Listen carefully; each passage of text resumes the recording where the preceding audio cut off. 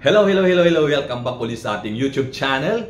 Ngayon ay pag-uusapan natin yung tungkol sa mga comment ng mga kaibigan natin, ng mga subscriber po natin sa ating YouTube channel. So yun po yung pag-uusapan natin at aking sasagutin na nang sa ganun mabigyan ko kayo ng counting idea dun sa mga katanungan po ninyo. Na ang tanong po ninyo ay papaano ba makaka-avail ng pabahay po ng gobyerno o ng NHA housing. So yun po yung pag-uusapan natin, no? At makikita nyo wala tayo sa site ng pabahay, no? Dahil yun po yung topic po natin ngayon. Okay?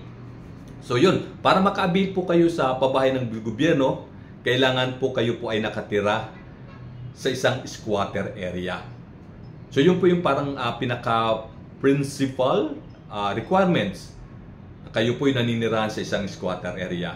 Pagkatapos, yung LGU po ninyo, kung saang bayan po kayo nakatira, sila po yung magsasabi sa inyo na kayo po ay kailangan na naming i-relocate sa pabahay ng gobyerno or sa NHA housing dahil yung pinagtatayuan ng mga bahay po ninyo ay gagamitin na ho ng gobyerno para sa isang proyekto ng gobyerno. Maging local man yan, maging national po man po yung gagawin nila dun sa pinagtitirikan ho ninyo ng bahay ninyo.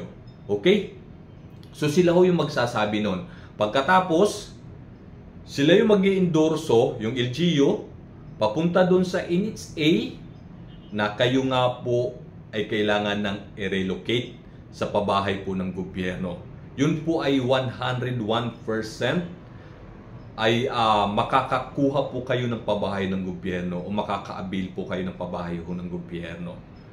So yun po yung parang paraan o requirements o kailangan para maka-avail po kayo. Dahil mas epektibo po yun na sila mismo yung nagsasabi. Kung walang sinasabi na i-relocate na ho ay hindi ho kayo makakakuha ng pabahay ng gobyerno. Pero meron hong isa pa na paraan kung paano kayo makaka-avail ng pabahay ng gobyerno. Kung kayo po ay nakatira sa isang squatter area, pupunta naman po kayo sa opisina ng NHA, kung saan man opisina ng NHA na malapit po sa inyo, pwede po kayo doon magpunta, mag-apply, and then mag-inquire kung paano kayo makaka-avail ng pabahay ng gobyerno. At yun po yung tinatawag na voluntary, no? Na kayo mismo nakatira sa isang squatter area, pupunta kayo sa opisina ng NHA, and then mag-apply kayo para maka-avail ng pabahay po ng gobyerno. So yun, ang gagawin po sa inyo, hingihan kayo ng mga requirements, and then yung pinaka-importante ho doon, yung letter of intent po ninyo sa NHA na kung bakit po kayo ay kailangan bigyan ng pabahay po ng gobyerno. So yun po yung pinaka-importante, and then i-validate po nila yon, pag-aaralan nila. Pagka pumasa po kayo doon sa mga requirements at policy po ng NHA, so mabibigyan po kayo.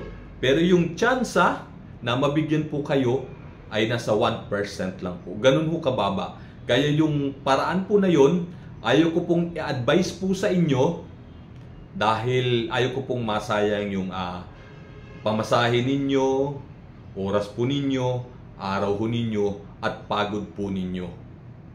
So ayaw ko pong i-advise po yun sa inyo.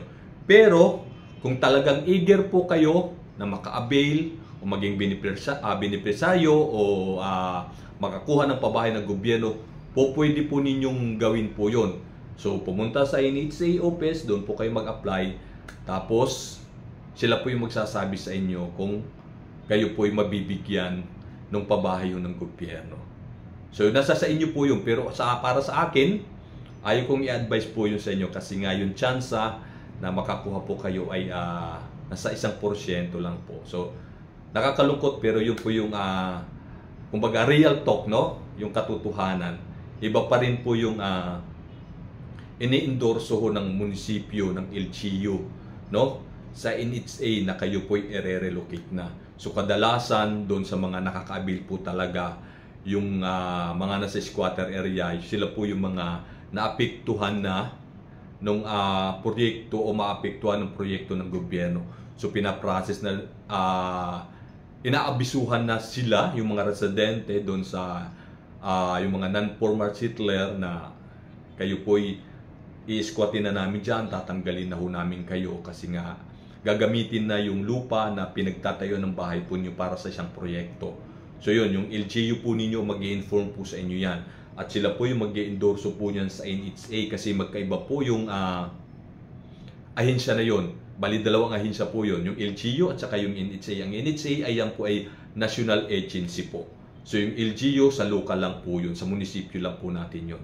So mas effective, mas may tsansa na maka-avail po kayo kapag ka-inendorso na ho kayo nung LGU po natin. Kung wala ho ganun na pangyayari ay malabo po kayong maka-avail dahil sila po yung nagsasabi sa atin na i-relocate na po natin. I-relocate na ho namin kayo sa mga pabahay po ng gobyerno. So, medyo nagiging paulit-ulit lang ako para mas maging klarado yung pagsagot ko sa mga tanong ho ninyo at makakuha po kayo ng idea para naman sa ganun hindi rin humasayang yung pagpunta ho ninyo sa NHA office. Pero yun nga, sinasabi ko po sa inyo, pwede nyo pong gawin yun. Pero yung tsansa ay napakaliit po. Siguro mga 1% yung chance para mabigyan kayo ng pabahay. Iba pa rin yung sinasabi ng LGU. Kasi sila na mismo yung nagsasabi sa inyo na ililipat namin kayo sa mga pabahay ng gobyerno.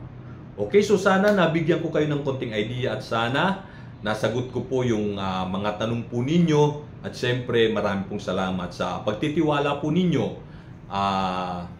sa akin doon sa pagsuporta sa ating YouTube channel. So, yun, maraming salamat po sa inyo sa walang sawa po ninyong suporta sa ating YouTube channel. Go na po tayo. Sana nasagot ko yung inyo pong mga katanungan na kung paano po tayo makaka-avail ng pabahay ng gobyerno. Thank you po sa inyong lahat.